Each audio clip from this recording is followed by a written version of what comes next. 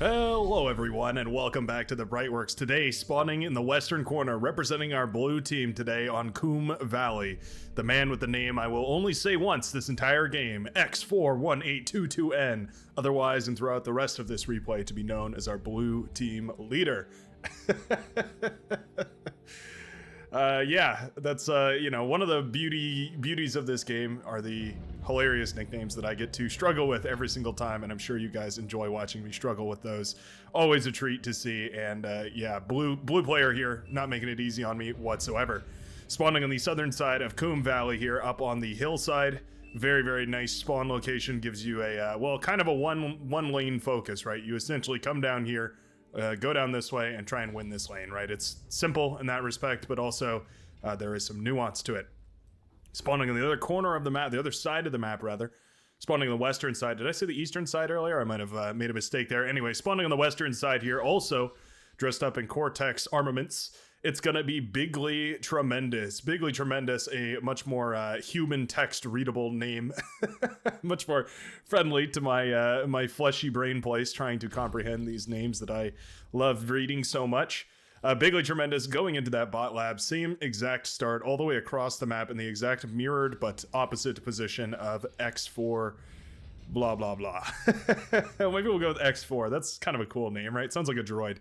Sounds like C3PO or R2D2. We have X4182, something like that. Anyways, KOOM Valley, what a fun map, what a classic map, right? We've seen it here and there. I don't cover it all too often because frankly it doesn't get played as often as, well, obviously maps like Supreme Straight, All That Glitters, that sort of thing.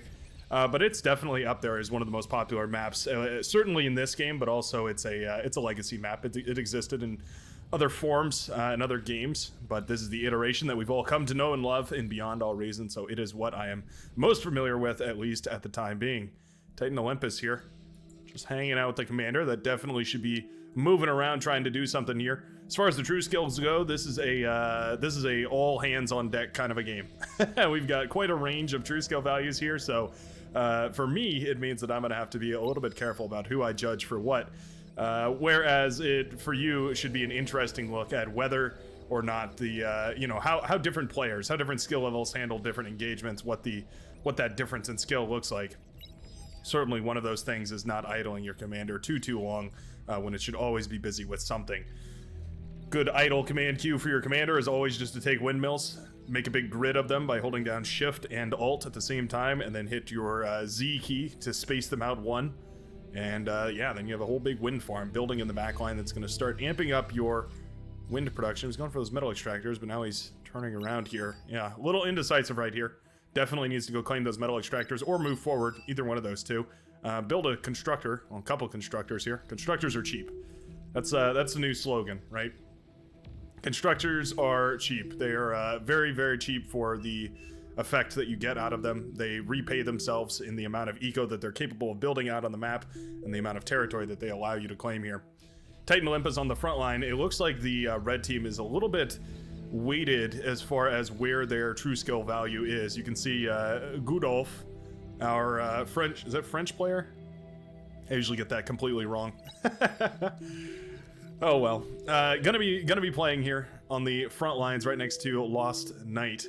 That's gonna be 8 true skill and 18 true skill, so not the top of the ladder here. Whereas a lot of the more experienced players, the second and third most experienced players, at least according to true skill value, are gonna be in the back line here with the red player playing up north. Arguably the harder position here. This is definitely a really tough spot. But certainly, this is going to be one of those matches where it necessitates the northern lane here for the red team to win, and Bigly Tremendous is going to have to sweep through Wookiee's, sweep through Wookiee's defenses if the red team wants to hold on to any sort of advantage here. That's not to undercut the effects of Darth Kane. Darth Kane has gone for a vehicle bay, which is quite an interesting decision here. Vehicles are going to struggle quite a lot with all this terrain deformation here. You can see the hillsides here. I'm angling the camera so you can see the change in height. But yeah, there's a big ramp right here that you have to march your units down, rather. Well, let me try and... Oh, there we go. Yeah, that ramp goes like that, and it's, I mean, going down it is great, but going up it is quite painfully slow, especially if you're on vehicles here. And our blue player has already pushed all the way far forward here, claiming all of these metal extractors, meeting virtually no resistance right there. So that is going to be a nice bit of metal pulling in here, an extra 4 metal per second coming into the economy of the blue player here. And I wouldn't be surprised if he even gets this metal extractor, maybe even this one, depending on how aggressive Darth Kane is. Darth Kane put all of his metal into solar panels right now, but none of his energy is into energy converters, meaning that having these solar panels, well, it's bringing back a lot of energy, well, relatively a lot of energy, but it's not really going anywhere. It's just wasted, essentially. Yeah, a little bit of inexperience here on the southern side of this team. And while inexperience itself is not a bad thing, these players are putting it all out on the line. This is how we all get better. The problem is that the inexperience is all kind of grouped up together, and that could be it could be a strategy, right? If you put all your good players on one side and you plan to break through that side really quickly, could be an advantage. But if that is not the case, if that doesn't end up happening, you've essentially gambled and lost. Now there's a Twin Guard out here. The Twin Guard looks like a regular light laser tower, but it does technically outrange the light laser towers here, so it will blast down these 2 light laser towers, and quickly as it was built, those light laser towers will be melted away, and Lost Knight, Cal Lost Knight, is going to have to retreat here. Jan is trying to fire on that commander, but not actually landing to hit the light laser tower debris, taking the hit right there. Get down, Mr. President, as that light laser tower jumps in the way. Nicely done there from Flocka. Flocka, a player we've definitely seen here and there. This is a bit of an older replay, so it's not surprising that maybe some of these numbers have shifted around by the time that this video is coming out. But, always keep that in mind. True skill is not always a perfect representation of how skillful a player is, right? It's more of an approximation more than anything. Sorry about that, I had to clear my throat there. Looks like there was a commander explosion up here. Actually, a full-blown commander trade. Diggly Tremendous's commander went down here. Based on these resbots that are eating up the debris, I'm gonna guess that he probably claimed both of those commanders worth of debris here. He does have some constructors in the backline building up some advanced solar panels. That's quite nice. He needs some constructors building energy converters, and he also could probably go for T2 right now, honestly, if he wanted. 400 energy production is more than enough here, and yeah, I think there's probably enough here to go well into T2, if not going into T2, at the very least getting a very, very solid economy up and running here. I mean, we could even see another batch of constructors coming back here and filling this area with wind turbines. Well, that's a ramp, but filling this area with wind turbines or something, just building a whole bunch of wind turbines. It's a strategy we saw Nostradamus go for in that last Nostradamus video. Haven't seen that, absolutely go check it out. That was a wild match. Wild strategy, wild match, all we've come to expect from Nostradamus, but still remarkable nonetheless. It was a crazy one, but we saw in the early game he really leveraged those wind turbines into a phenomenal advantage there. Wind speed on this map is it's actually pretty bad. Yeah, now that I actually run the numbers mentally, do the math in my head, sort of the Hangover scene, all the numbers floating off my head. I'll try and put a graphic up, because maybe that's not clear to people what I'm referencing. But yeah, the wind speed is not exactly tremendous on this map.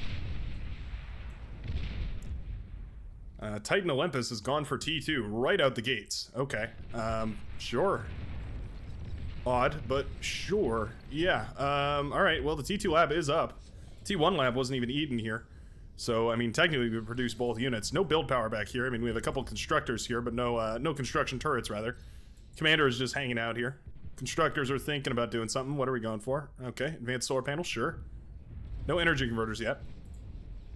Same could be said for Darth Kane, who has no energy converters either.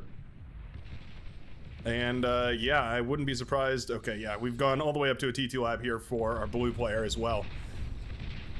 The only people who are interested in actually playing the game today, at least the early game today, are going to be the players in the middle here. Terrell, Audie Murphy, and Flocka are the only players who are actually interested in T1 units. Everyone else just decided, you know what, T2 sounds a whole lot cooler. Agitator is already built on the front lines, and that's going to do some good work against all of these lashers here that are reaching out with their missiles to burst down these grunts, burst down these thugs, burst down basically everything they can get their grubby little missile mitts on. However, that Agitator is slowly whittling them down, and yeah, I think eventually all of those lashers will fall. Kind of an inefficient trade right there, that Agitator definitely getting its value out.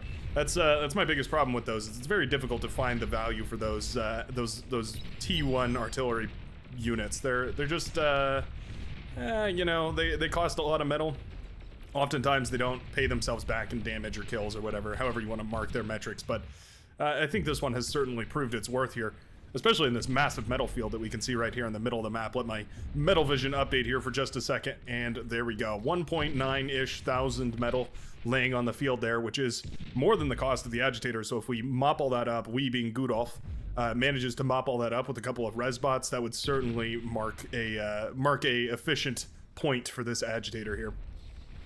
It is, of course, not done either. It's going to continue firing away at whatever it can, making it difficult to control the crest of this hill because, of course, your units are slow coming up over the hill. Once they're on top of it, they're not really affected, but yeah, all the units on top of this hill are going to be sort of awkwardly positioned, especially considering that they're all vehicles. Flocka ready to get aggressive here, move some of his medium tanks. Those brutes are very, very healthy, and they are moving around the back lines here. There is that gauntlet now up and running, and it's going to start shelling away at these. Gauntlet's a little bit less threatening than the agitators, but still nothing to turn your nose up at. Flocka also going into a T2 lab here. Oh, interesting. Blue player has gone into a T2 lab on the low ground. He actually, okay, produced a T2 lab up here, got the T2 constructor out, and then has now moved the T2 lab back down into this valley right here. Nicely done. Looks like this worker was probably rallied here ages ago. Flocka took this little mountain much quicker. Going to build a geothermal up there. That's quite nice. Northern Control has gone to Graham, who has built a, or maybe it's just Graham. Anyway, built a bunch of light laser towers up here that are going to resist these thugs that are pushing in, but that is quite a few thugs. I feel like maybe with a little bit better micro they might have been able to get up there, but unfortunately most of them will be damaged beyond repair there. Well, 2 of them will be damaged beyond repair. The remainders will just be scuffed up quite badly. More thugs moving around in the bottom of the map, though. Those commander deaths really paved the path here for success, though. Bigly Tremendous definitely has an advantage. Didn't go for any T2 transition, instead just producing a whole lot of T1 and using that to trade efficiently. You're effectively going to be able to efficiently get a trade from now on out as the red player here in this sort of situation. You, in this situation, will also be able to get the same trades that the red player will get, I guess is what I'm trying to say. Effectively being that you've eaten up all this metal and turned it into units, meaning that your army is bigger than theirs, meaning that you will kill their army, meaning that you will get more metal, and it's a cycle that repeats itself until one person goes T2 and eventually starts to trade much more efficiently against the other player. Resbots, of course, being the critical component of that, and we do see Resbots patching up some of these thugs and getting them back into the fight on the front lines. It's very important. Reinforcing this from the front essentially makes this army, well, just a little bit more strong, but that's what you need in these kind of comeback situations right here. A bunch of maces marching forward here. Maces that were pumped out by the frontline player of Graham. Graham does have a little bit of a wreckage field in front of him. It's the same wreckage field that I would love to see Gudolf eaten up. This agitator's actually fallen under fire. Will it go down? I think we have a net negative in health here. Resbot might be enough, though. Just taking damage. Uh-oh. Resbot's gonna get hit here. There it goes. I think without the Resbot, I think we're losing health ever so slightly here. Got to 14% that time. Yeah, we are definitely losing health. Oh, one more hit, and I think this agitator will go down. Down it does go, along with the radar as well. Massive engagement up here. A whole bunch of thugs firing away, trying to melt apart this entire army here. T2 Lab on the front line was well, started up here, but I think it was kind of just poorly timed. Wasn't expecting this massive counterattack right now, and now there's a half-built T2 Lab when desperate reinforcements are needed. Resbots are going to be really critical here. Resbots could make or break this entire engagement. If the Resbots are up here healing, I think they're going to do a great job. I'd love to see these being given a healing command or a repair command so that these units are just that much more tanky on the front lines. They can just continue fighting here. Eating up these corpses, very, very important as well. Making sure that these bots stay in the fight here. Rocket Bot's going to do great against these units that are just standing still. In fact, all of these units are going to do great against these units that are just standing still. I think we should push for that T2 lab. I think we could probably get that T2 lab up and running, and that's going to mean that you get a nice little nice little boost in efficiency here, right? That T2 lab is starting to fade, and that's really not what we're looking for at this moment. Just stick a single turret on that T2 lab, and you're going to be in a really good spot here. Resbots patching together units, trying to put this army back together. They're going to switch instead to eating up the metal. I think that's probably the good idea here. Yeah, just eat up whatever they can. Pull them back. Nicely done. Thugs trying to get an engagement here. They're trying to kill those resbots. They see the resbots in the backline, and they're trying to hit those, but it's a little bit tricky. Both players know it, and both players are relying on those resbots to stay in the fight here, and so you can see them being pulled back. Repair command is given here by the, I guess, the light green player, the seafoam green player. Enough T1 units were produced. It was a very close call right there, but enough T1 units were produced. Of course, the defender's advantage, very powerful here. The fact that these units come out and onto the front line so quickly, as opposed to the seafoam units, which have to walk all the way from this lab back here, making pushing into this position a little bit more tricky. Yeah, building construction turrets forward, interesting decision there. I think he can push for that T2 lab now. Yeah, he's almost got it, and as soon as Fiends hit the field, this entire engagement changes. T2 lab will finish up in just a few moments here, and I think Fiends are going to be exactly what starts up first. I mean, Thugs are good and all, but they're certainly not as efficient as Fiends. Meanwhile, Fiends have already hit the field for our light green player here, Wookiee. Wookiee's Fiends, one of them goes down, the other one will retreat here, but there is more to reinforce this. Because Fiends are already out, I guess I would actually prefer Sumos more than anything else. Turn this metal into a whole bunch of Sumos that are going to be quite nice for bursting down any of those Fiends that might be trying to get a nice little engagement there. A Mammoth wouldn't be too bad either, or maybe some Sheldon. Yeah, he's going to go for Sheldon instead. I don't hate that either. Sheldon, of course, very, very powerful. We've seen those numerous times here. In fact, we see them right now in the middle of the map, accompanied by Hounds, actually. So this is a weird composition because it's Armada and Cortex T2 bots, so you'd almost never build this on your own laboratories, but when working with teammates, this is actually a really powerful combination. The Sheldon fire away quite a bit further than the Hounds, and the Hounds are a little bit more resilient, meaning that what you can do is you can put the Hounds in front of the Sheldon, and then you get the best of both worlds. You get the Hounds dealing out their heavy damage, but a little bit slower, and you get the Sheldon firing away at strategic targets a little bit more precisely. Hounds can also switch into that Gauss mode, right? And so they work as a great frontline unit, especially to melt down a lot of these, but it's not really necessary here because there are already a couple of Fiends included in this composition. Arbiter is brought into the front lines, and that's going to start blasting apart a lot of this static defense as well. TS Commodore is in a lot of trouble. There's certainly a pressing matter at hand here. That's a lot of T1 solar panels. Would love to see all that turned into a T2 lab at this point. Yeah, the front lines are falling here, though. Yeah, you can see those artillery units, those missile trucks, pushing in here. This is a fairly old replay. It might be before that big missile truck nerf, because we do still see quite a powerful composition here of Wolverines and missile trucks, still going to be jumped on top of by a bunch of blitzes. That counter never changed. Blitz is just too strong against those sort of artillery-based units, so they are going to quickly and decisively burst down all of those, with the T2 Quaker artillery going to be firing in and cleaning up those blitzes. Overall, a nice little trade there. I think anybody's happy to trade out blitzes for artillery units. Blitz is relatively cheap in the grand scheme of things. A hailstorm has been produced here and is going to be used to try and drop some bombs. Oh, excellent bombing run right there. Actually killed quite a few of those Hounds and scuffed up all the rest. That was a really, really nice run. If this bomber can do some more good runs like that, can get a fairly decent trade, I think we're going to be in a good position here. Yeah, he's lining up for it. Commander does go down right there.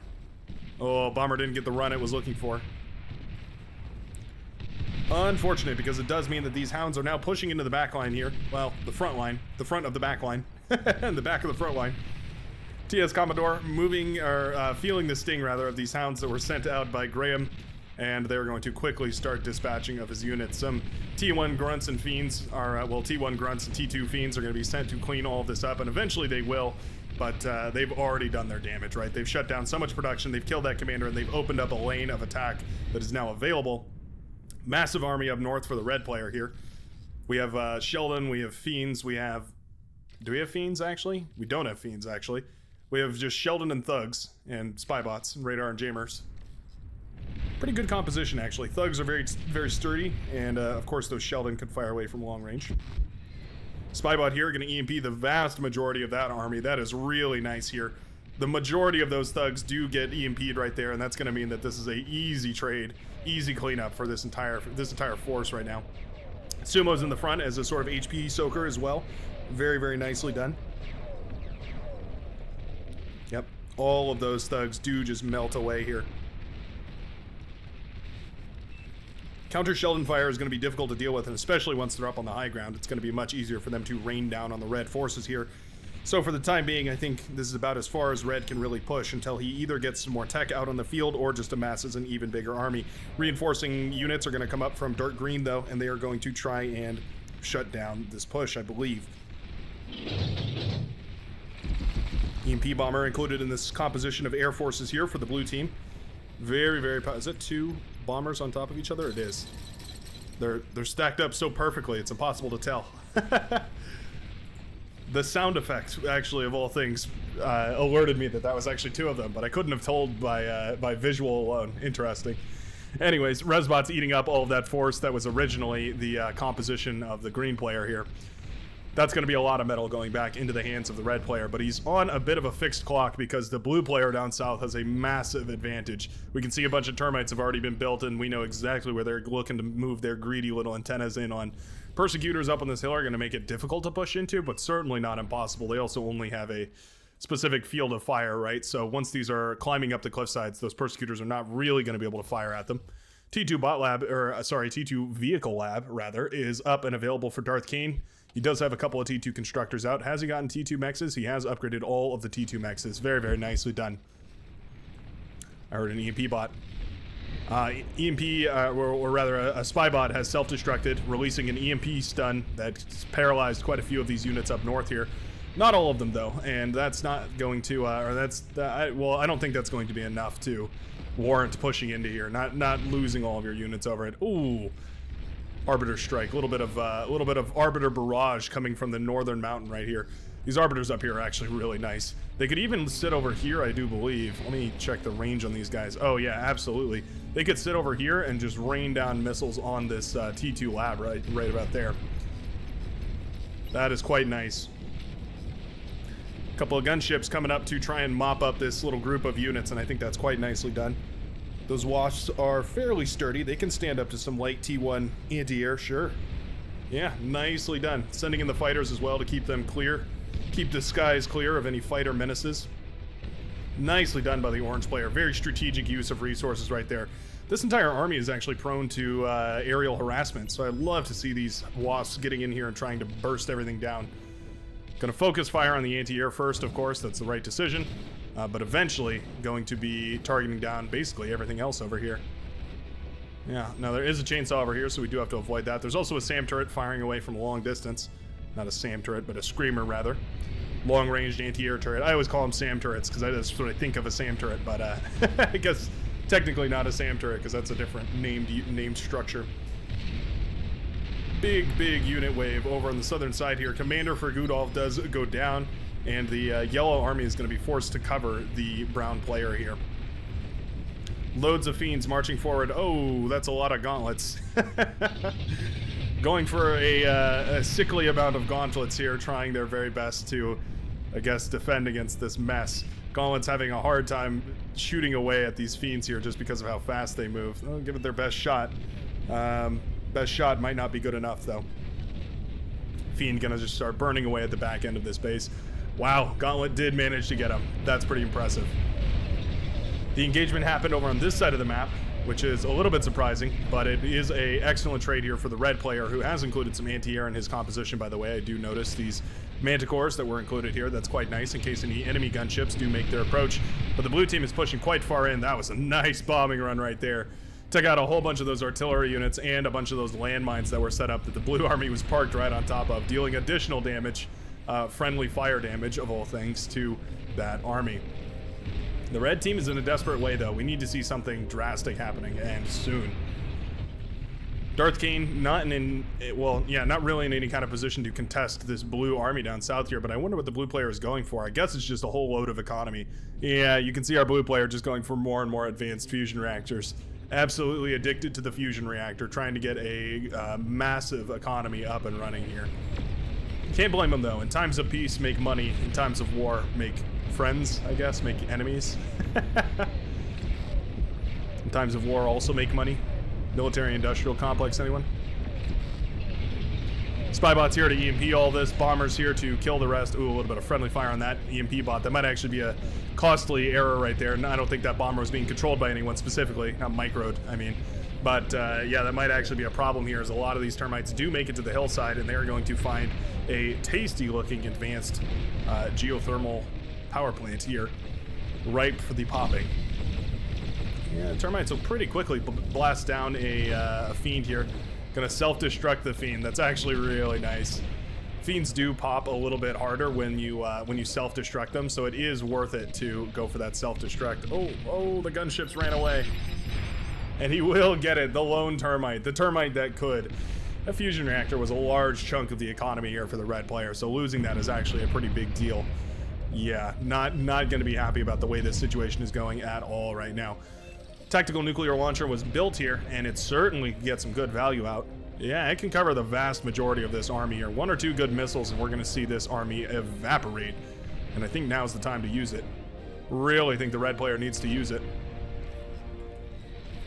Come on, Bigley, you can do it. Open the nuke, launch it, and use it. It's my little theme song. Hope you enjoyed it. Feel free to hit that subscribe button if you did enjoy it and you want some more word sandwiches and other theme songs made in your image. If you'd like to submit a replay, you can do that through the Discord, which I'll have a link to down below. Spybots being produced on repeat here, but not being microed perfectly. I'd love to see them pop, though. Certainly a self-destruct on this. Oh! Spybot countered by the bedbug there, of all things. Interesting. Rocket bots, arbiters, should definitely get back up on this hill. This is such a powerful position. Oh, nuke is launched. Tactical nuke, that is. Boom. Well, it's a lot of resbots down. I guess that's quite nice. Not the vast majority of the army. I think connecting a nuke with this army right here would have probably been a little bit more impactful. Oh, another one was fired. Is he going to move it back? Did he account for him moving the units back? He did. Oh, that's beautiful. Massive connection right there with the tactical nuke. That's, if you're wondering why people complain about the Cortex tactical nuke, it's that moment right there. Your entire army is lost to a tactical nuke, and you just, I mean, you're feeling the burn, that's for sure. Oh, that was beautiful. Absolutely beautiful right here. The red player buying himself just more precious seconds to rebuild and regroup and try and get his way back into this game here. The gauntlets are up and they're ready. They have 9 kills between the 5 of them. Hold on, how much metal is that in gauntlets?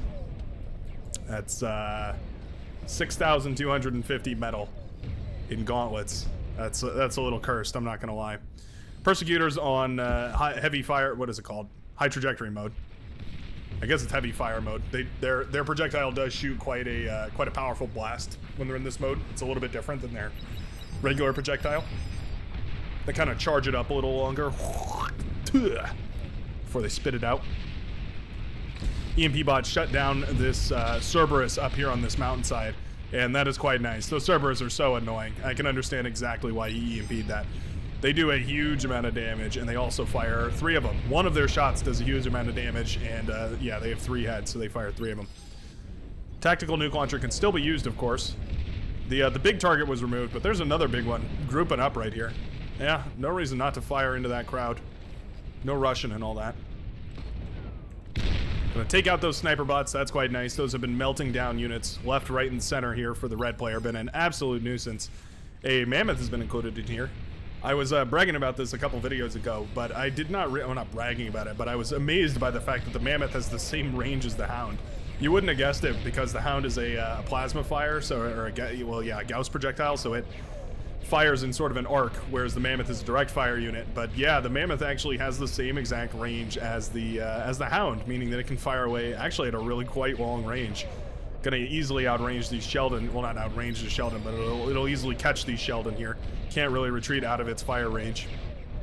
That mammoth will break it. Now the tactical nuke launcher did pop here, and that is a bit of a bummer. But the T2 lab going down is really the biggest problem here. Yeah, these arbiters up on this hill. That is such a dangerous position. I really like that from KOOM. Very, very nicely done. Meanwhile, units down south are continuing to flood through. A catapult has been built here to besiege these units that are lurking and pushing and pulling.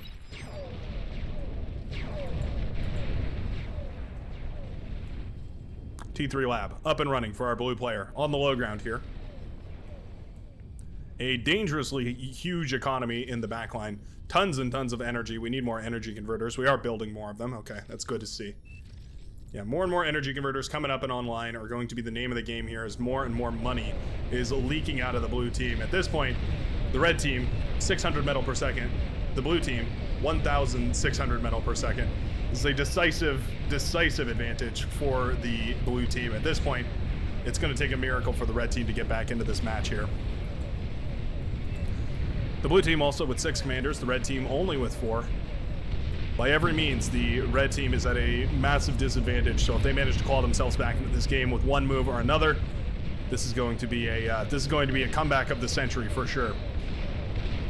Tremor over here going to be caught by some of these gunships. Fighters are going to start shooting them down, but the Tremor will fall. That's a expensive unit to lose here. Eventually, the fighters are going to engage. The orange fighters from the red team are going to engage. Rocket spiders already climbing up this hill. Gunships trying desperately to stop that from happening. Doing a decent job. Yeah, actually not too bad. It's weird. The Wasp's rocket sort of tracks, but then as soon as it launches, it doesn't track anymore. It's very odd. I'm not sure exactly how that works. It is pretty powerful though. Does a little bit of AoE damage, so it's definitely a little bit better against sort of spams of units, pawns, grunts, ticks, that sort of thing. But still going to be more than enough to deal with any of those heavy hitters as well. In vast enough numbers, I should say. These units are all fairly spread out, and those are also mammoths. I thought those were sumos shooting away, but those are actually a bunch of mammoths on the front line. Mammoths are extremely durable units. For 11,000 metal, you have a wall that is, well, fairly mobile, but also extremely powerful. But now it's time for the Karganeth. Karganeth, of course, all-terrain spiders capable of walking right up these walls and into the backline, and you can see that that's exactly their plan, as they plan to roll right over Darth Kane's base and wipe out every ounce of production that he has left in him. The Shiva printer is fully engaged here. There's the catapult trying to melt away all of the units right here in the middle of the map. Plasma shield deflectors, only deflecting plasma, of course, so rocket bots are going to be more than viable for taking down all that static defense. Advanced exploiter was built right here, and so that was doing quite a lot of work before this bulwark blasted it down with its tachyon laser. A couple of scouts are going to look around in the middle of the map, try and find an opening here, but there really is none. We keep seeing nukes launched, but they're just launching right into anti-nukes where they're not really finding much effect. The lower forces of this area have been completely wiped out by all of the blue forces here, and the yellow player is going to be in a little bit of a predicament now. Taking over control of this northern section.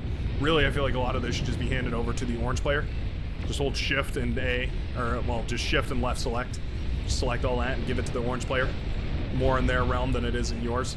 Shiva versus Shiva battle, but there is team support here, so we're seeing all sorts of things. We see persecutors and czars and all sorts of funny business happening in the middle of the map, and I think all said and done, these yellow Shiva are melting quite a bit quicker than the green Shiva.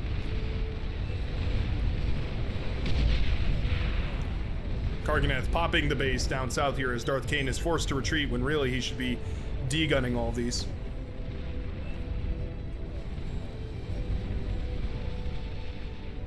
Karganeth, of course, not done yet. Going to keep walking on. These ones are pretty badly scuffed up. Darth Kane could easily de-gun the rest of these, but is instead running for his life. Uncloaked. Scared.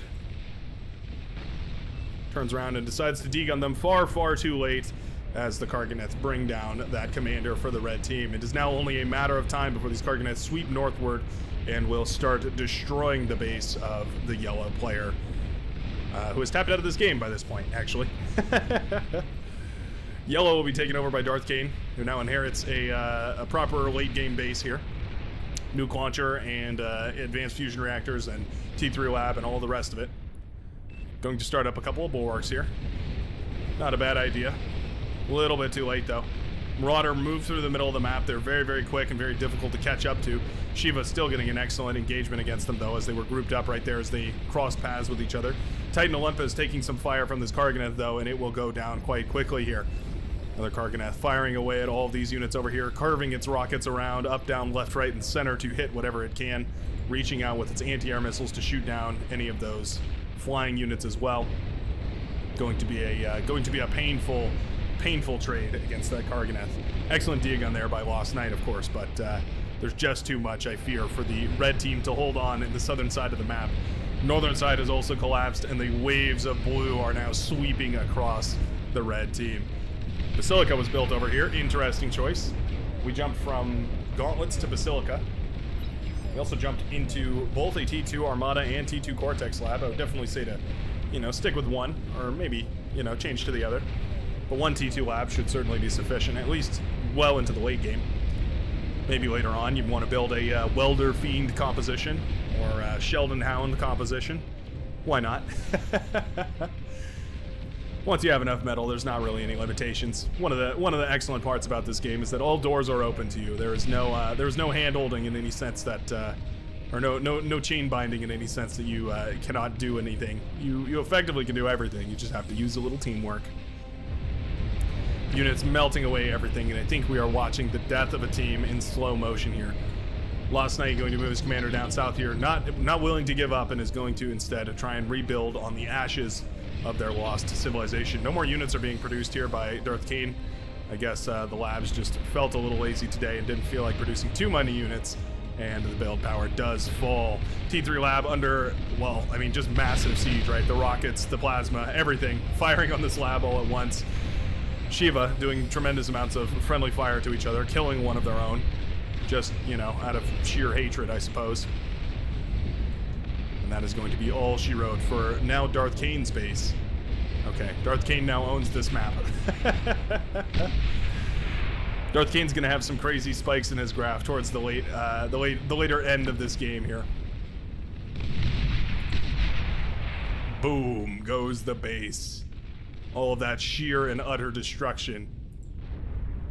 Brought to you live in 4K. One last bastion up here on the northern side of the map. The commander for that bastion is down south here. Lost Knight.